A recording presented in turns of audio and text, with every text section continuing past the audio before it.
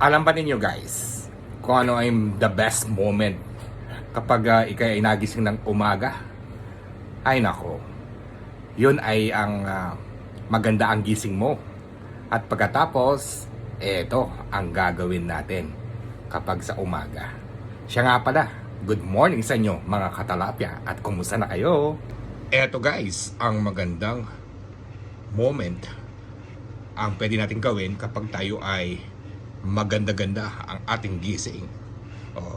Katulad nito, gumawa ako ng breakfast ko na may brown bread with chicken spread. Siyempre, yung kape hindi nawawala. Diba? Yummy!